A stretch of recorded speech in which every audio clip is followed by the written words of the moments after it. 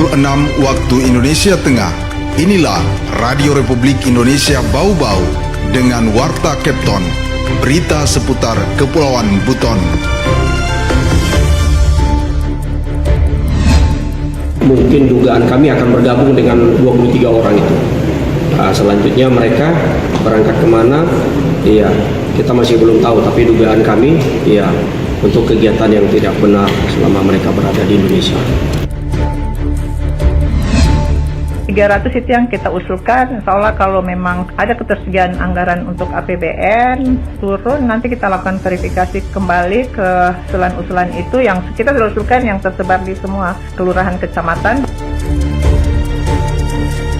Selamat pagi dari kawasan Limbawolio, kami sampaikan pokok-pokok berita. Imigrasi Bau-Bau deportasi 31 warga negara Vietnam setelah diduga melakukan aktivitas yang tidak sesuai dengan tujuan kunjungan mereka di Indonesia. Pemerintah Kota Bau-Bau terus mendorong percepatan akselerasi program nasional 3 juta rumah dengan berbagai langkah strategis, termasuk pembebasan BPHTB dan PBG bagi masyarakat berpenghasilan rendah hingga pengusulan 300 unit melalui APBN. Inilah Warta Kepton pagi selengkapnya hari ini Kamis 31 Juli 2025 bersama saya Waode Sabaria.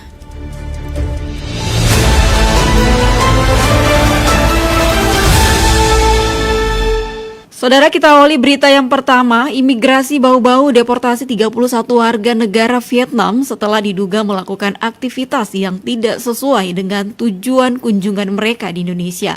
Selengkapnya Waode Nur Liani melaporkan. Sebanyak 31 warga negara asing asal Vietnam dideportasi oleh kantor imigrasi kelas 2 non-TPI Bau-Bau, Sulawesi Tenggara setelah diduga melakukan aktivitas yang tidak sesuai dengan tujuan kunjungan mereka di Indonesia. Tindakan tegas ini dilakukan setelah pihak imigrasi menemukan ketidaksesuaian izin tinggal dan dugaan pelanggaran terhadap peraturan keimigrasian.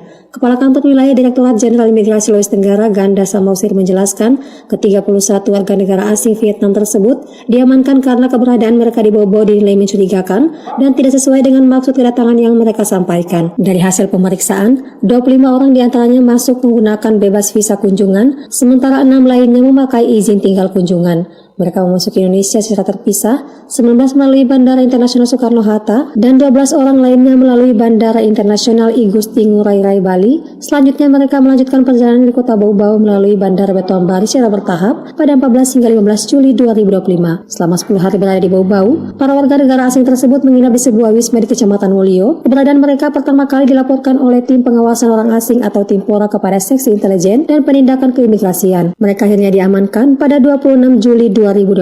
Mereka akan pergi ke Ternate, mungkin di Ternate, mungkin dugaan kami akan bergabung dengan 23 orang itu. Selanjutnya mereka berangkat kemana? Iya, kita masih belum tahu, tapi dugaan kami, iya, untuk kegiatan yang tidak benar selama mereka berada di Indonesia. Kepala Kantor Imigrasi Bau-Bau Muhammad Bakri mengungkapkan, satu dari mereka sempat melarikan diri sebelum akhirnya berhasil diamankan di hari yang sama setelah pihaknya bekerjasama dengan Polres Muna dan berhasil menemukannya di Kabupaten Bombana. Imigrasi menetapkan tindakan administrasi keimigrasian berupa deportasi serta pencantuman nama mereka dalam daftar cekal atau pencekalan. Penindakan ini dilakukan karena aktivitas mereka dinilai dapat mengganggu ketertiban umum serta melanggar ketentuan hukum di Indonesia. Dari hasil pengembangan pendalaman itu, kami amankan di kantor imigrasi dan kami melakukan pendeportasian dengan menjerat mereka ini dengan pasal 75 ayat 1 Undang-Undang Nomor 6 Tahun 2011 tentang keimigrasian. Imigrasi Bau-Bau menegaskan akan terus hadir dan aktif melakukan pengawasan terhadap keberadaan orang asing di wilayah hukumnya untuk memastikan keamanan dan ketertiban masyarakat tetap terjaga. Wadi Nurliani, reporter Bau-Bau, melaporkan.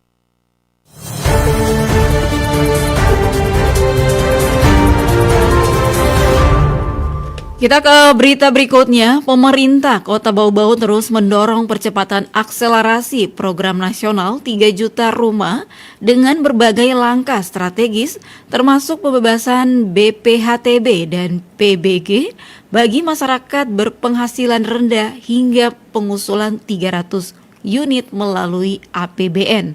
Selengkapnya dilaporkan Hairul Mulku. 300 itu yang kita usulkan, insya Allah kalau memang ada ketersediaan anggaran untuk APBN turun, nanti kita lakukan verifikasi kembali. Pemerintah Kota Bau-Bau terus mendorong percepatan pelaksanaan program nasional 3 juta rumah khusus bagi masyarakat berpenghasilan rendah. Kepala Dinas Perumahan, Kawasan Permukiman dan Pertanahan Kota Bau-Bau Amalia Abibu mengungkapkan, Wali Kota Bau-Bau telah menerbitkan peraturan yang membebaskan BPHTB dan PBG untuk memudahkan pembangunan rumah bagi warga tidak mampu. Amalia menyebut Pemkot Bau-Bau telah mengusulkan 300 unit rumah melalui APBN sejak tahun lalu dan pada tahun ini menunggu persetujuan atas usulan tersebut. Jika proses administrasi rampung, akan dilakukan verifikasi ulang dan pendistribusian ke kelurahan dan kecamatan. 300 itu yang kita usulkan, insya Allah kalau memang ada ketersediaan anggaran untuk APBN turun, nanti kita lakukan verifikasi kembali ke usulan-usulan itu yang kita sudah usulkan yang tersebar di semua kelurahan kecamatan berdasarkan data 2024. Nah, tahun ini juga Wali Kota juga sudah menyurat ke kelurahan kecamatan untuk melakukan juga pendataan. Jadi kita verifikasi kembali di tahun 2025 ini kelurahan-kelurahan yang masih memiliki rumah tidak layak huni, atau kita harus lakukan juga pembangunan baru tapi khusus untuk masyarakat MBR. Selain itu, Pemkot juga mengalokasikan anggaran dari APBD Kota untuk 51 unit serta menerima bantuan 12 unit dari APBD Provinsi. Melalui dana insentif fiskal daerah untuk mendukung pengentasan kemiskinan ekstrim, Bau-Bau memperoleh alokasi 12 unit rumah yang tersebar di beberapa kelurahan seperti Labalawa, Waborobo, Karya Baru, Kaisabu Baru, dan Walia Buku.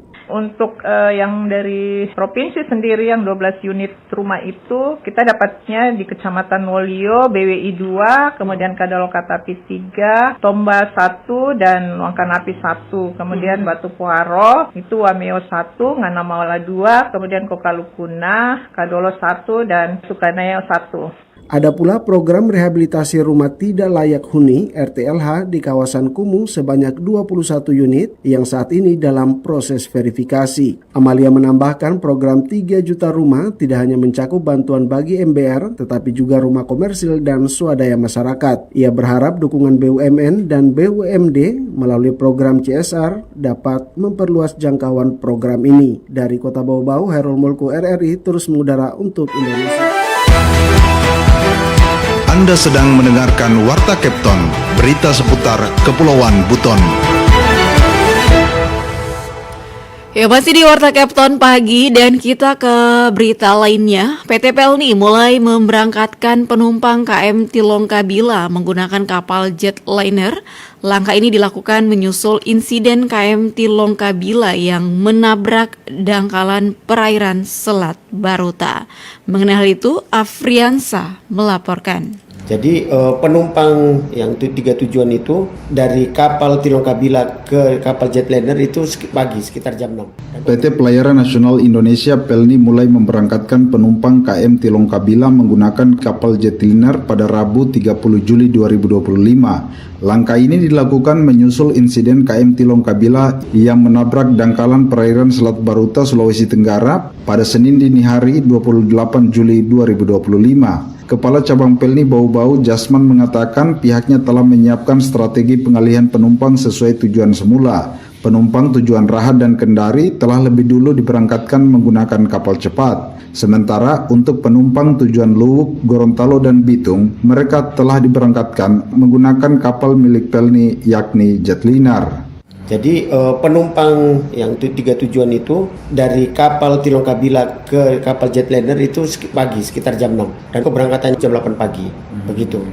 Jasman menegaskan bahwa Pelni bertanggung jawab penuh atas keselamatan dan kenyamanan penumpang hingga mereka tiba di tujuan masing-masing. Selama menunggu di atas KM Tilongkabila, seluruh penumpang tetap memperoleh pelayanan maksimal, termasuk makanan 3 kali sehari, tempat tidur, dan fasilitas standar Pelni lainnya. Jasman mengatakan setelah proses pengalihan penumpang selesai, KM Tilongkabila akan dikosongkan dan menjalani pemeriksaan kecelakaan kapal. Selanjutnya kapal akan diberangkatkan ke Makassar untuk menjalani dok darurat. Nah, jadi setelah itu kapal kosong, terus dilakukan pemeriksaan dari OS dan dari tim pemeriksa kecelakaan kapal. Setelah itu kita lanjut langsung emergency dock di Makassar. Sementara itu, Kepala KSOP Bau-Bau Tahir Laitupa mengatakan bahwa pihaknya telah menyelesaikan proses pengambilan keterangan dari awak kapal terkait insiden KM Tilong Kabila. Hasil pemeriksaan tersebut akan segera dilaporkan ke kantor pusat. Namun Tahir mengatakan masih ada satu tahap pemeriksaan yang harus dilakukan untuk mengetahui secara menyeluruh penyebab kecelakaan. Pemeriksaan ini akan dilakukan oleh pejabat pemeriksa kecelakaan kapal dari KSOP Kendari yang diturunkan untuk membantu. Kami masih tunggu ini, yang lain-lain sudah tinggal menunggu dia aja. Tahir juga menambahkan bahwa pihaknya telah mengeluarkan rekomendasi terkait KM Tilong Kabila untuk melakukan perjalanan menuju lokasi dok. Yang kami rekomendasikan hanya untuk melakukan keberangkatan ke tempat dok kapal. Dia harus dok, tidak lagi melakukan kegiatan penumpang. Reporter RRI Bau-Bau, Afriansa melaporkan.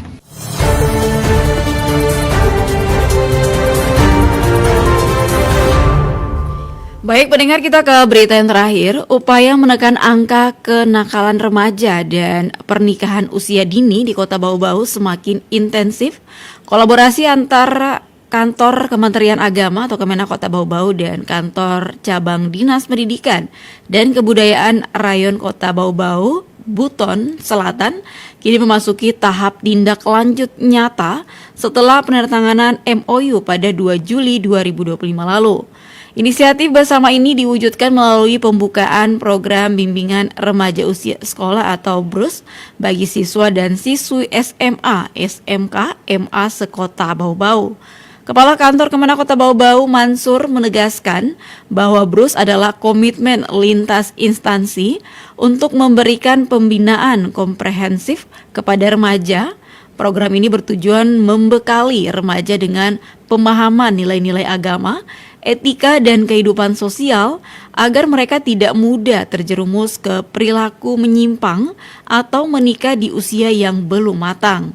Program BRUS akan digelar dalam berbagai format termasuk seminar, lokakarya dan pendampingan intensif yang menyasar siswa tingkat SMA dan SMK sederajat.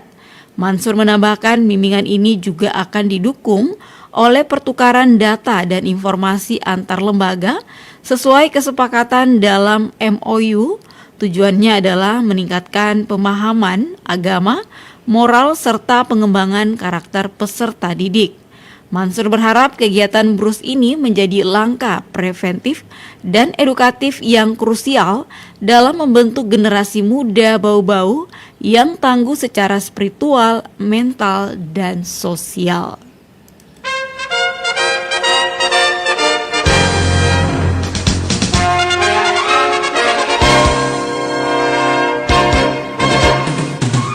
Pendengar, sebelum kami akhiri kembali kami sampaikan pokok-pokok berita. Imigrasi Bau-Bau deportasi 31 warga negara Vietnam setelah diduga melakukan aktivitas yang tidak sesuai dengan tujuan kunjungan mereka di Indonesia. Pemerintah Kota Bau-Bau terus mendorong percepatan akselerasi program nasional 3 juta rumah dengan berbagai langkah strategis, termasuk pembebasan BPHTB dan PBG bagi masyarakat berpenghasilan rendah hingga pengusulan 300 unit melalui APBN. Demikian Warta Kapten Pagi, mewakili kerabat kerja saya ucapkan selamat pagi.